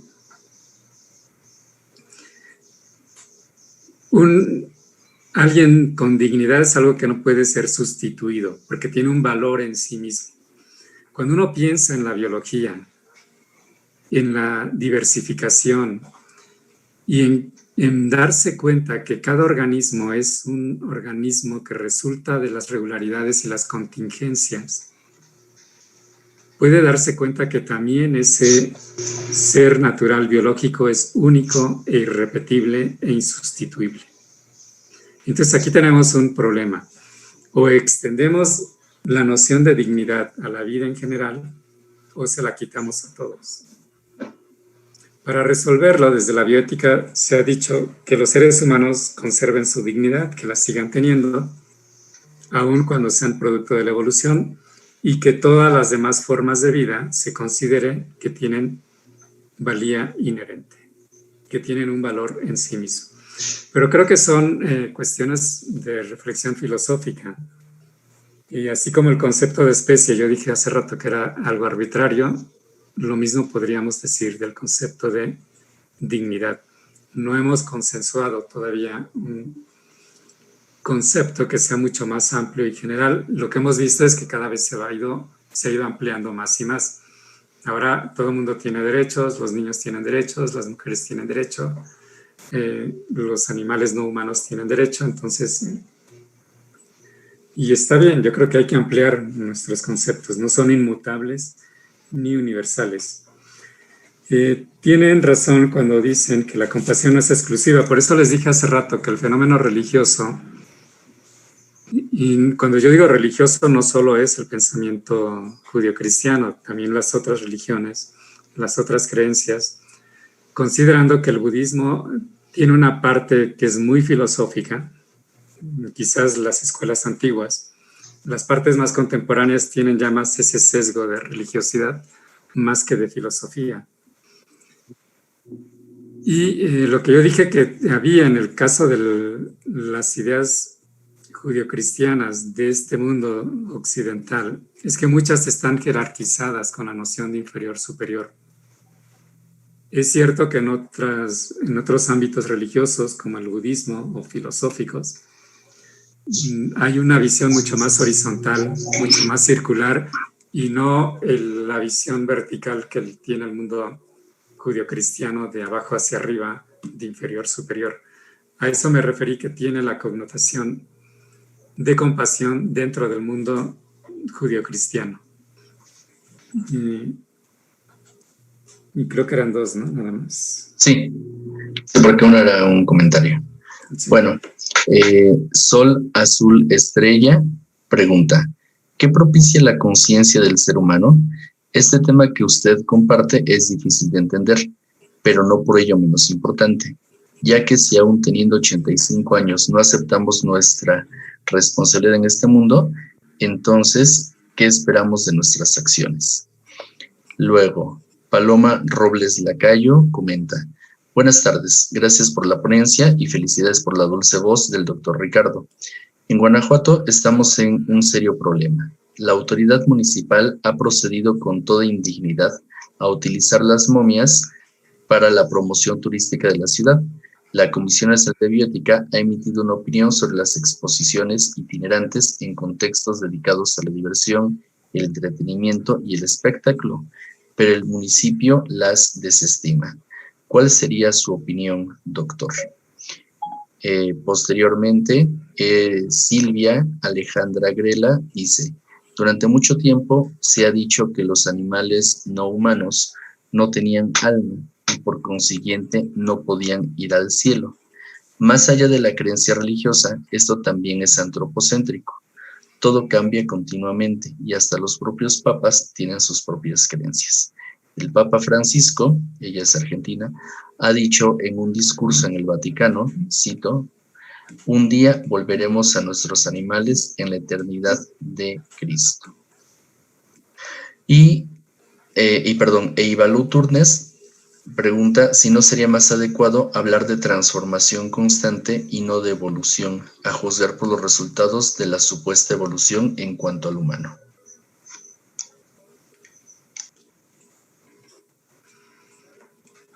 Bien, conciencia.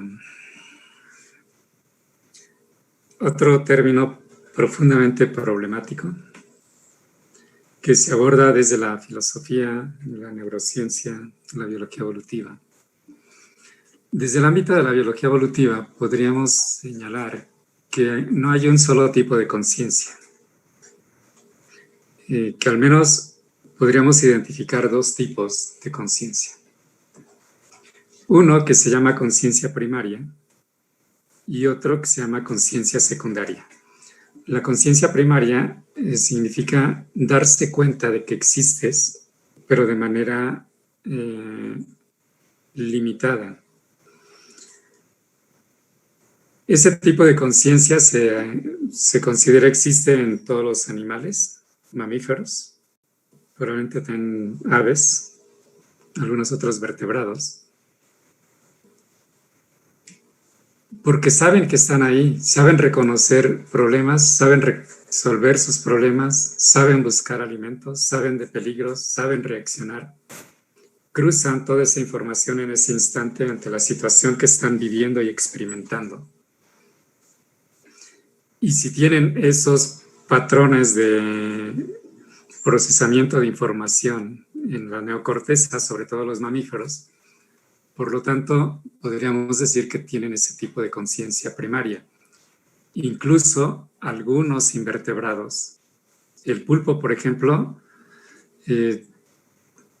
se da cuenta y puede reaccionar, resuelve problemas mucho más rápido que los ratones, con una capacidad de cruzar información más veloz. El otro tipo de conciencia, la conciencia secundaria, es saber que estás aquí, pero durante tiempos prolongados.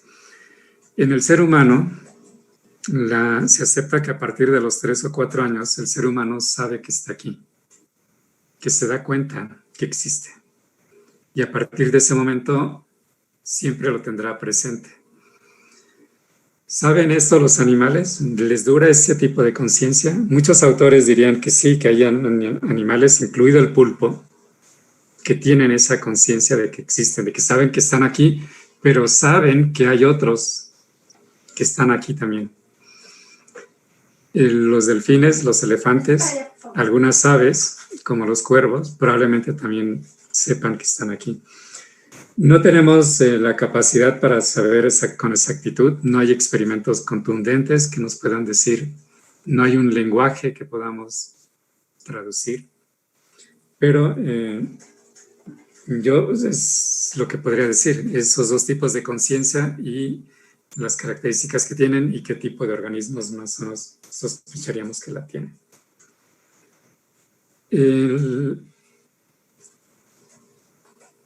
Ha habido debates en algunos sitios, incluso en Argentina, por ejemplo, en España y el propio México, de qué hacemos con los cuerpos humanos que han estado en exposición. Una idea, algo que se ha hecho es reconocer que aún muertos tienen dignidad, porque fueron seres humanos. Entonces se han sacado de las exposiciones, se han repatriado, se han entregado a los grupos que los han reclamado, o familias cuando ha sido el caso que ha pedido el cuerpo. Claro que es un problema aquí ético, de qué hacer con unas momias. Una resolución ética sería regresarlas a los familiares si los tienen, o hacer con ellos lo que se tenga que hacer dependiendo de sus prácticas culturales. Pero yo creo que en concordancia con esta idea de empezar a tratar con respeto a las demás formas de vida o restos de formas de vida para el caso del ser humano,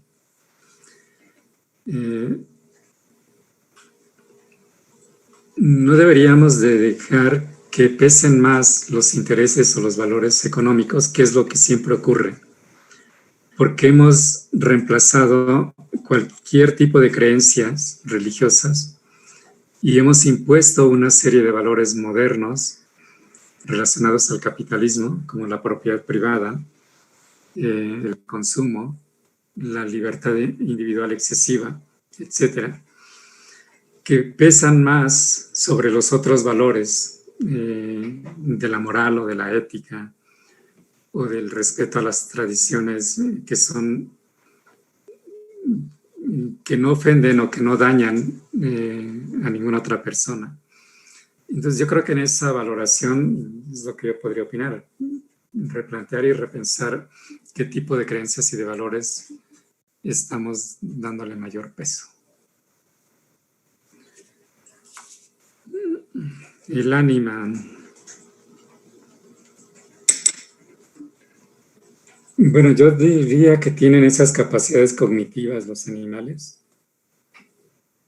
Es obvio que René Descartes le quitó esa capacidad de alma y se la adjudicó exclusivamente al ser humano, pero quizás porque yo no soy de creencias religiosas no podría decir si tienen alma o no tienen, o qué va a pasar. Lo que yo creo es que esas funciones y capacidades cognitivas de las que se derivan todas las características que se han identificado con tener un alma, cesan al momento de que el cuerpo deja de funcionar.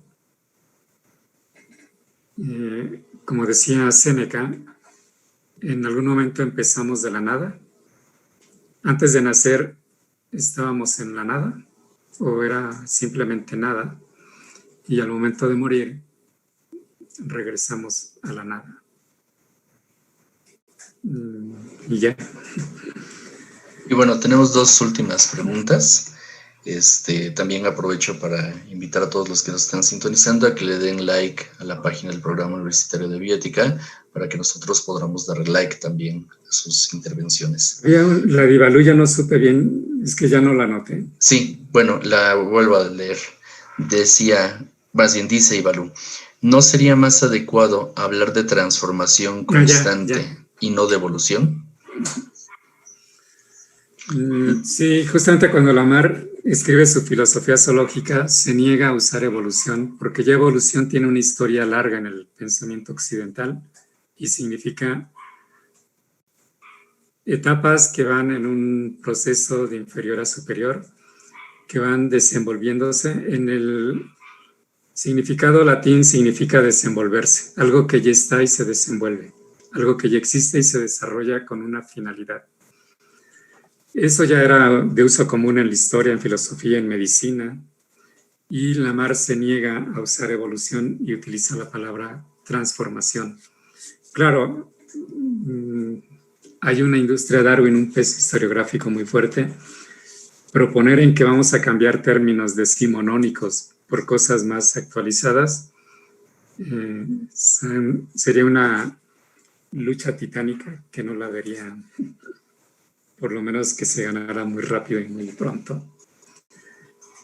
Transformación continua, yo creo que es un término mucho más acertado, o transformación con diversificación, más que propiamente el de evolución por el peso que tiene históricamente. Perdón, Ángel.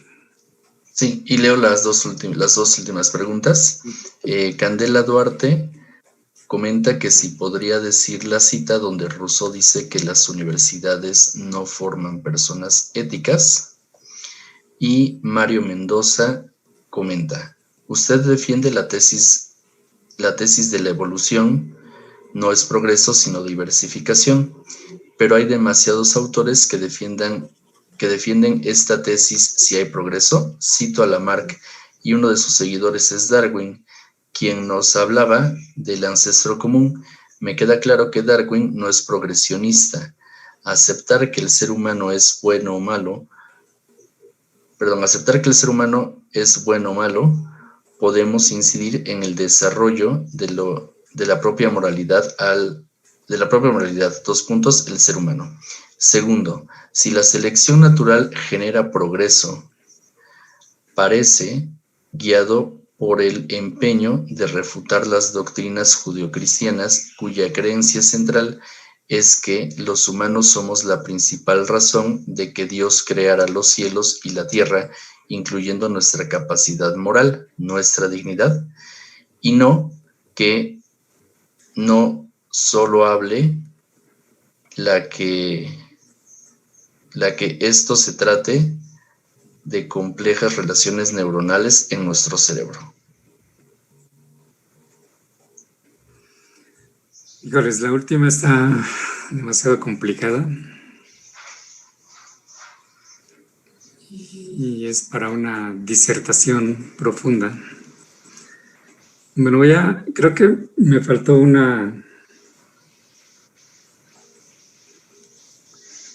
les voy a poner la cita donde dice,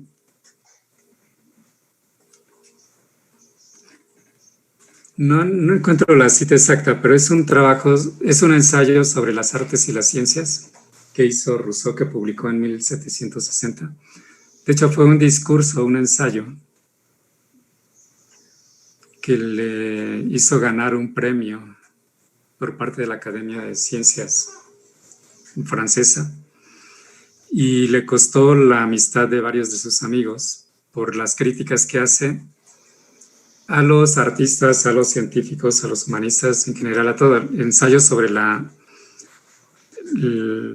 arte y las ciencias es en realidad una crítica al mundo académico, en el que piensa que la ciencia, el arte y toda la intelectualidad sirve para afianzar mucho más las cadenas de la libertad del ser humano, que la técnica no está sirviendo para liberar al ser humano, que la ciencia que se está construyendo en ese momento no traerá como parte de sus bondades la liberación plena del ser humano, sino será parte de los instrumentos con los que se encadene al ser humano.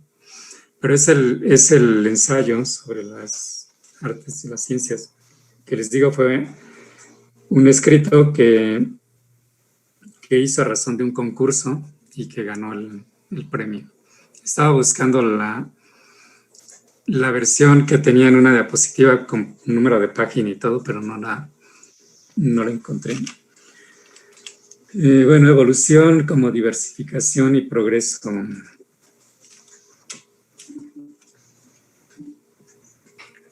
Evidentemente hay muchísimos autores que aceptan que hay progreso en evolución, que hay progreso moral, que hay progreso, porque el peso de la noción de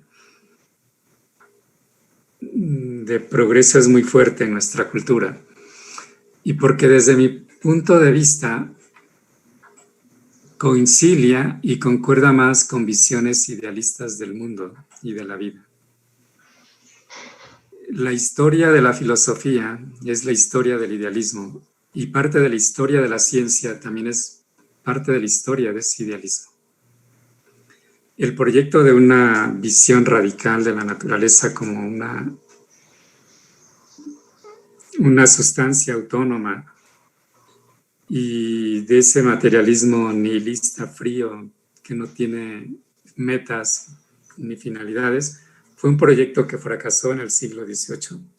Quedaron algunas herencias que heredamos.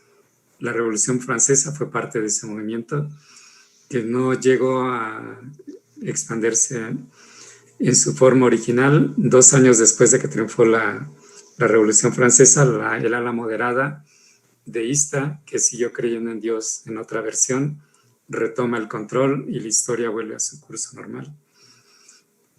Entonces, la la noción de progreso sigue teniendo un fuerte peso, sigue pesando en nuestras concepciones filosóficas, éticas, científicas, y desde luego el pensamiento evolutivo no ha escapado de ese punto. Darwin mismo sigue siendo un deísta que cree que Dios existe, ha creado la naturaleza, creó las leyes naturales, y la ley natural que él llama selección natural es el instrumento con el que se da el progreso en términos biológicos. Si no, dice Darwin, ¿para qué tanta lucha por la existencia? Pero yo les dije hace rato, hay que leer a Darwin en su contexto, hay que interpretarlo en su contexto, hay que leer a Lamarck en su contexto, y lo que uno interprete de la evolución en términos actuales, hay que hacerlo con el conocimiento que se produce dentro de la biología actual. Y hay que leer también con cuidado los discursos, porque Doshamsky era un ortodoxo cristiano que defendía de alguna manera ese idealismo religioso. Y así podemos encontrar una lista larga de autores que no han abandonado en lo profundo sus ideas religiosas. ¿Sí? El materialismo no caracteriza al pensamiento evolutivo. En mi opinión debería de hacerlo, pero no lo ha hecho en la actualidad. Y bueno, había otras cosas aquí en esta pregunta. En una interpretación de la obra de Darwin, no habría progreso si incluimos la noción del azar como contingencia. Pero ahí es justamente donde Darwin se contradice en la inclusión del azar. Si hay azar, si hay contingencia, por lo tanto no debería de haber progreso. Pero para salvar eso, Darwin utiliza una metáfora que se llama la metáfora del constructor, en la que discute bajo las viejas creencias teológicas de la ciencia, Newton, Leibniz, Descartes, Galileo. Dios existe, ha creado al mundo, las leyes naturales, a la naturaleza le dio autonomía y al ser humano le dio libre albedrío. Y por lo tanto, lo que acontece en el mundo natural es independiente de si existe Dios o no y en qué sentido. Si esta discusión les interesa, yo tengo un artículo que se llama así, El libre azar en Darwin y el uso de la metáfora del arquitecto, donde Darwin refleja esa profundidad teológica en términos de un Dios bondadoso que dota a la naturaleza de autonomía y que dota al ser humano de libertad, de libre albedrío. Y al final de cuentas, como dijo Leibniz, y que es la tradición que sigue la mayor parte de los científicos, vivimos en un mundo, en el mejor de los mundos posibles, con el Dios de Spinoza, como dijo Einstein. No hay posibilidad de explorar otras rutas de la historia de la humanidad porque este es el mejor de los mundos posibles. Y bueno, pues muchas gracias, doctor Ricardo Noguera, por su participación en esta cátedra universitaria de bioética, y los esperamos el próximo miércoles con el tema de Derecho y Bioética. Y bueno, nos vemos el próximo lunes a la 1:00 p.m. Gracias, doctor Noguera. Muchas gracias a ti, Ángeles, al Programa Universitario de Bioética, y gracias a todos los que estuvieron presentes por estar compartiendo estas reflexiones y por las 2 horas de su tiempo que emplearon en compartirlo conmigo. Y pues gracias a ti, al Programa Universitario de Bioética, y que tengan buenas tardes.